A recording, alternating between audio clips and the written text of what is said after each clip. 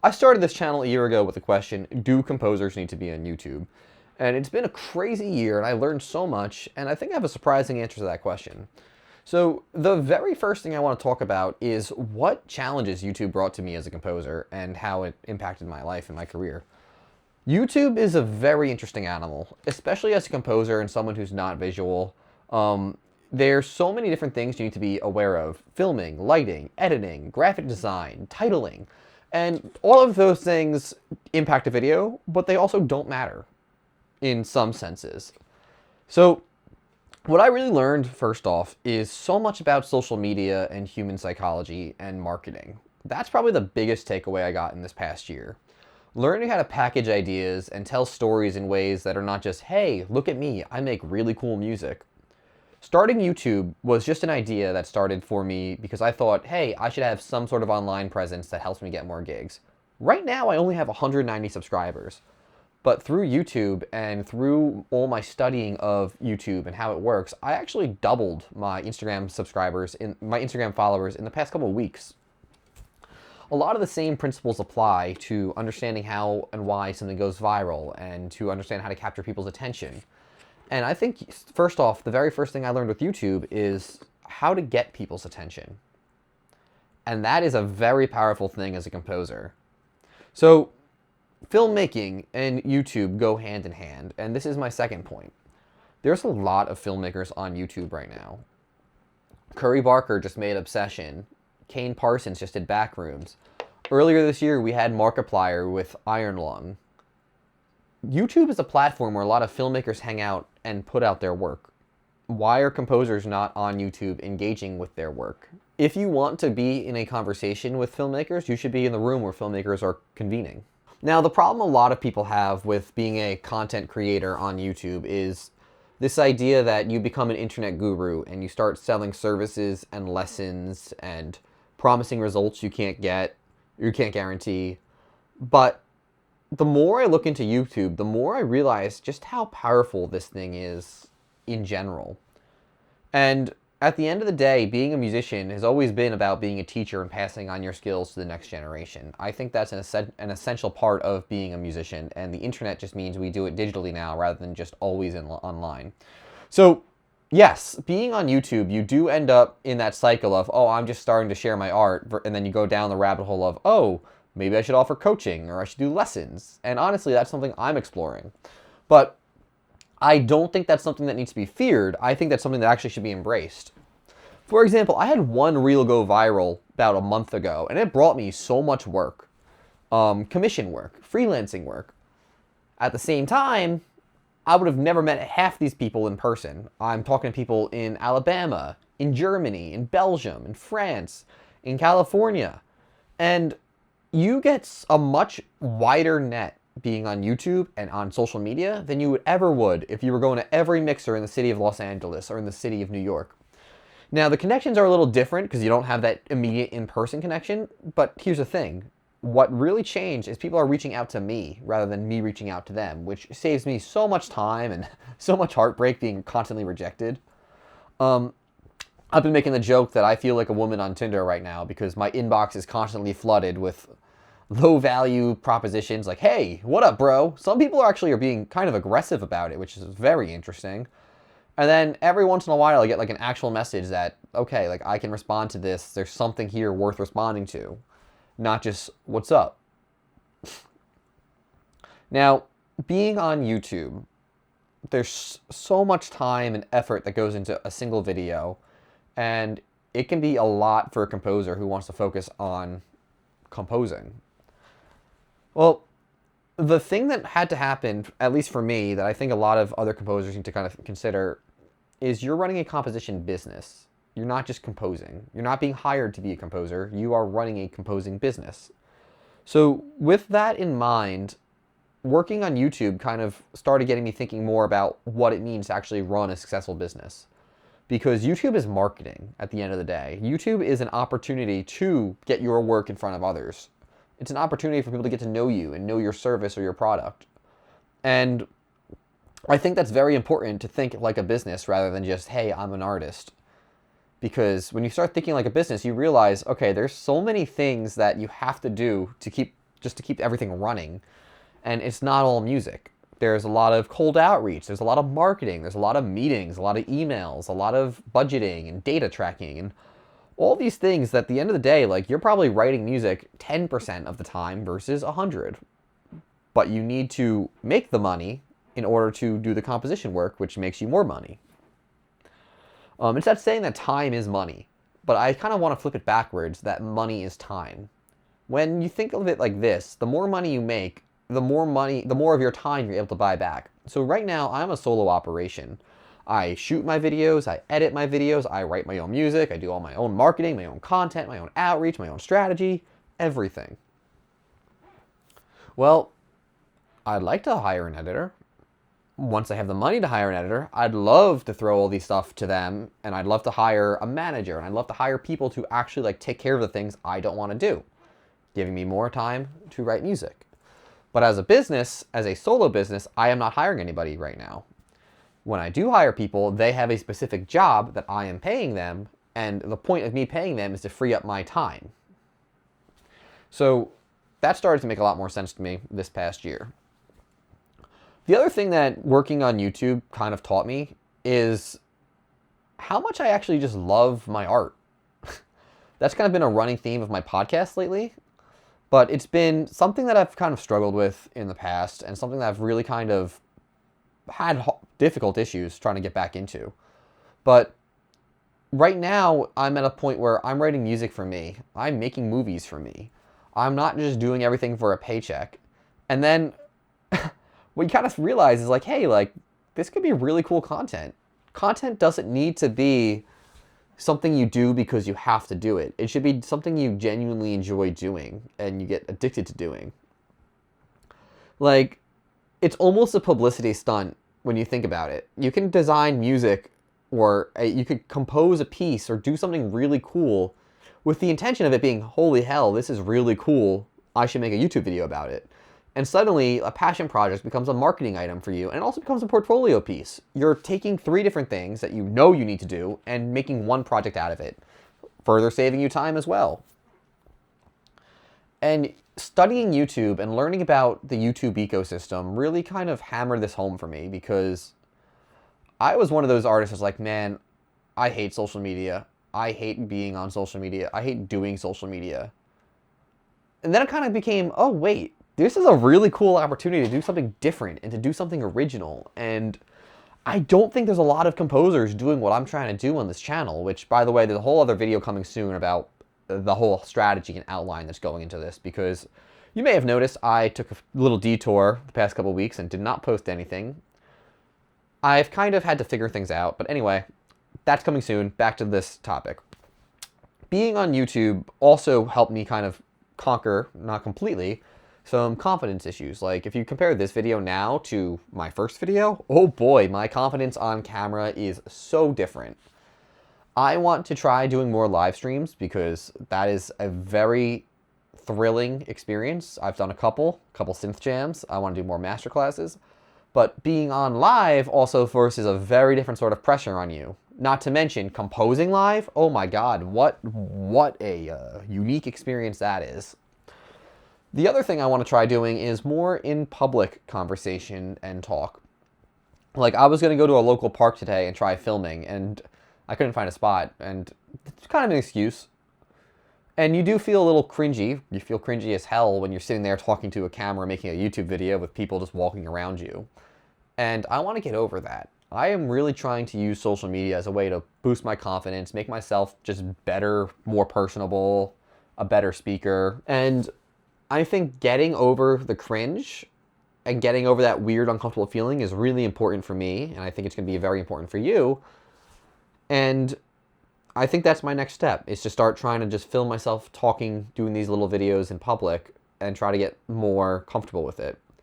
I saw something recently, like, if it makes you happy, if it makes you successful, if it makes you healthy, it's not cringe. It shouldn't be cringe. It just makes you feel uncomfortable. And I don't have any shame of feeling cringe, but it is very much a feeling of like, oh, am I bothering people? Or just, I don't want people like looking at me when I'm talking. So that's my next step. And another thing YouTube is helping me with Another thing I've kind of picked up from YouTube is I feel like I'm a better communicator. I communicate my ideas much more efficiently, and I also kind of listen a lot more, I've noticed. I take in a lot more ideas, and I take in things fully before interrupting. I have ADHD, and I kind of quickly jump back into stuff. Now I'm kind of, I can sit back and hear long-form ideas without letting my voice run. But going back to the communication thing, I find that I'm much more talkative with a clear point of view because I've been doing a lot of writing, and I've been doing a lot of writing with the idea of how do I get this point to stick immediately versus, hey, here's the whole backstory leading up to why. So far we've been very, very heavy on why I'm kind of what I say is a YouTube evangelicist. That said, I don't know 100% if composers need to be on YouTube. I am leaning that they do. Being on YouTube also forced me to get really comfortable with the idea of rejection. Oh my God. There is nothing more humbling than when you spend hours on a video, weeks even, and it gets 30 views. And then you do it again, and again, and again, and again. It's a very unique form of self-torture, but I am very confident that this is all going to pay off soon, and it kind of boosts your resiliency to kind of start getting used to this idea that, like, you're putting stuff out there to nobody, nobody's watching, nobody's paying attention, and yet you keep doing it, and you get a little better each time. And each video becomes more and more of a catalog for you, which will ultimately one day be something. Because in the grand scheme of things, I wasn't consistent this year. I put out, I think, 20-something videos total in 52 weeks, which is about one a week, one every 2 weeks, which isn't bad. It could be much better, though. Some were low quality, some were high quality, but each was a learning experience. And I think that this sort of learning experience has been really good for me as a composer, because I can start seeing my progress in an art form that I have no experience with and start understanding myself better as an artist, a musical artist. Going back to this idea of filmmaking, though, YouTube is very much filmmaking. I have lights, I have a camera, I have some basic composition here, and I kind of feel like I've been able to communicate better with my filmmakers because of it. I've developed a deeper understanding and appreciation of a camera, of lights, of sound, of live streaming, acting too, because oh my God, it is so hard to talk in front of a camera. It is so different than just kind of, hey, what's up, bud? How are you doing? My heart is racing right now. So, yes, I feel very, very much like this little experiment I've been doing has forced me to grow so much as a composer. And with that, I'd also like to look at the idea that there's a whole community here that's building. I have a couple people that watch every one of my videos and then DM me on Instagram about it. I have people that have been reaching out to me and I've been meeting just because I have the bare minimum social media stuff. I got to interview some awesome composers. I've been talking to these composers who are introducing me to their friends to be interviewed. This 1 year on YouTube, I could have went harder, but I also had a lot to learn. Year 2, oh boy, there's going to be a lot more going for me, and I'm so excited to kind of start digging into that. If you want to know what's going on in year 2, which is going to be a big left field turn from year 1, drop a follow, drop a subscribe, and I'm going to make another video again on my whole strategy going forward. But yeah, it's been really fun. I actually had so much fun and learned so many new skills here. What I was not expecting was to do a whole detour and a whole rabbit hole, like studying content and studying marketing. And currently I'm studying PR, which who knew I would get into. But I started seeing now how like big composers, some of them even craft their scores to be PR when they get released. And it just starts making sense to me, like, oh, that's why that composer is just so well known. Like, yes, their music's great, but they're composing with marketing in mind and press in mind and almost like virality in mind. Like, some of the things these composers are doing are super cool, but it's a publicity stunt and it's a marketing angle. And I want to adopt that into my workflow now because I'm seeing things and the dots are connecting, and it's so, so cool just to be like, that was so unnecessary and you absolutely didn't need to do it, but I know why you did it. Now, the other thing that I've kind of picked up on YouTube is just the language of the internet. And I'm not just talking like, hey, LOL, BTW kind of stuff, or funny emojis means this. But there's an interesting language that happens with the way ideas are portrayed on the internet versus in person. It's almost journalistic in a way where you really do have to lead with that hook, that first 3-second clip, and really get people involved early on. I do a lot better about this on Instagram than on these longer form videos, but it all comes back to marketing and psychology, which I think YouTube has been forcing me to really get good at. And I'm hoping to get better at because I suck with the graphic design. I stopped paying for Canva for about 6 months during this experiment, which you can check out my thumbnails. I probably won't update them, and you'll see how creative they were. But yeah, that's another skill I had to pick up. Graphic design, visuals, titles. YouTube has been overall a very, very big time suck for me, and that's probably the biggest downside. One video could take hours and hours and hours and be so stressful, and your brain runs wild with the millions of ideas that would be so cool to do for videos, and then you get overwhelmed, and then you do nothing, and then you feel bad for doing nothing, then you shut down, and you go into like the depressive slump, and then you're not making music or videos, and you're doing nothing you're supposed to do. And then someone comments or sends you a DM, hey, I saw this video you posted 3 months ago, I'd love to chat about it. And it's so rewarding and so nice when people reach out. I've met so many awesome students and so many awesome composers talking to me about my podcast, talking to me about my Instagram content, talking about YouTube. It's really been a great networking funnel for me. And YouTube videos have not led me directly to work, but I've made so many great friends already. Again, only 190 subscribers, but I'm making friends and I'm building a community. Speaking about community building, going down that rabbit hole of marketing and being a content creator and how like people monetize being on YouTube from like courses to merchandise and stuff, it forced me to start a Discord server where I host little game jams or composer jams as I call them. I've made so many friends on Discord. I think people forget that social media started as social networking. And I think there's a really big point that I want to hammer home. We should not just be consuming media. We should be socially on these networks, not just watching and enjoying things, but reaching out to people, talking to people, making friends.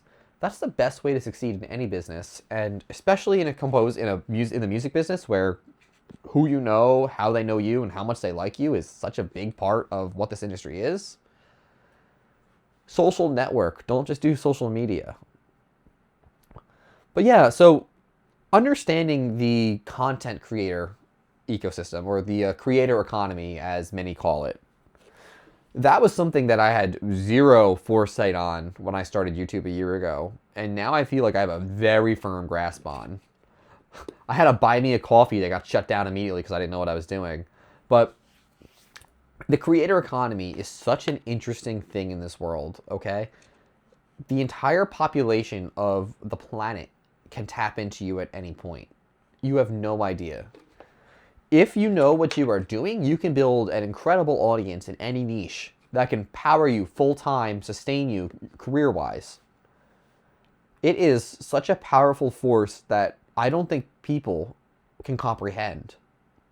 Like, that one reel I mentioned had got me about 2,500 or 3,000 subscribers at this point. It's gotten me a lot of work. I'm still less than 5K on Instagram, and that already completely changed my perspective. I don't know how these people with millions of followers, even like how their brains work. Like, how do they handle that sort of engagement, those DMs, those comments? I had a panic attack when I saw I had 100 comments and 80 DMs in my inbox. In the middle of a lesson, mind you, like teaching. YouTube's got me better with that too, by the way. Being on social, being a person, being out there. Oh, being a person. I want to talk about that. We'll come back in a second. But, cool. But yeah, no. Being on social media and seeing all the different ways you can monetize this. This could be a full-time career as it is. It doesn't have to be a portfolio thing or a marketing thing. And there's so much potential for what you can do with YouTube. Like, I think that starting this channel, even though it's small, is probably one of the biggest and most important decisions I've made in my life. I think that what we are going to do on this channel, and spoiler alert, my other channels, is going to be the foundation of my career the next 40 or 50 years, assuming I don't die and YouTube still exists. YouTube very much is, to me, the modern Library of Alexandria. It is the collection of all human knowledge and resources, and it is just so vast and so immense and so amazing. And everybody in the world has, or almost everyone in the world has access to YouTube, and anyone can find you. And if you are offering something to teach, people can find you, they can learn to like you, they can learn to trust you, and then they can learn to buy from you. Now, that's such an interesting topic because course creators get such a bad rep. Yes, there are a lot of like internet gurus out there that teach you they'll promise you results they can't guarantee. Like, I will make you $1 million with these 3 easy steps. Just pay me $12,000. But then there's people who make genuine courses teaching just good value-based education skills. And I don't think there's anything wrong with that. A lot of film composers kind of give you a nasty look when you say you make courses or when you do educational content online. I don't do that yet, but I know I've seen very well-known composers kind of scoff at you and say, like, you're not a real film composer, or like, you're just an internet guru who's trying to scam people. And I don't think that's quite right. I think that's kind of bullshit. Every composer and every musician up until, I don't know, 30, 40 years ago, was basically a master and apprentice relationship with their teacher or their students. Music's been passed down from generation to generation, and we have a responsibility to do that the same.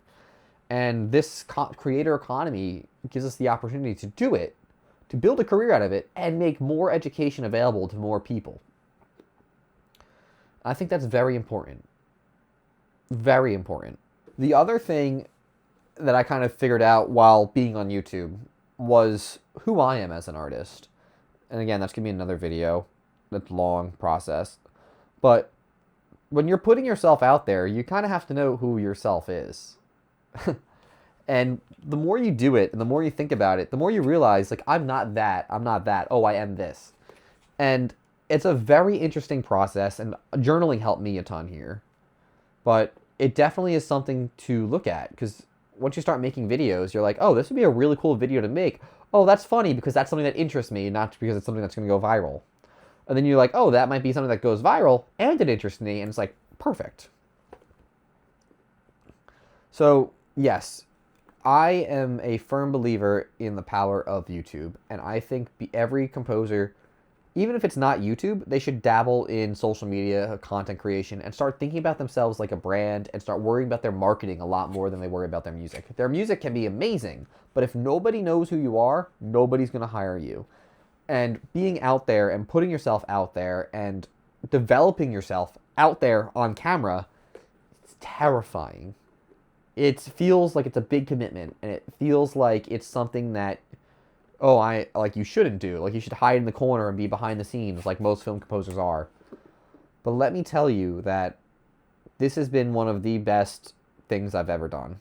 And I want to hammer that point home because I've done so little on YouTube already, but I see the power and I see the potential, and I genuinely, like, I've told my friends, I do a PowerPoint night with my friends where we do like quarterly board updates. For me, my career in the past year stopped being Joe Chris music and started to become more Joe Chris media, because music is the foundation of my career, but seeing how all of this elevates my music and my opportunities, it's hard not to want to go into this deeper and to go more and more into this and to build something here, because I think we can truly build something amazing.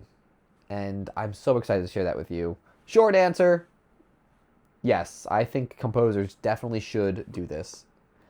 Thank you for your time. stay tuned. I have a lot of composer interviews coming up. I'm going to try to do a cup with Joe every 5 episodes. This has been Coffee with Composers, I guess.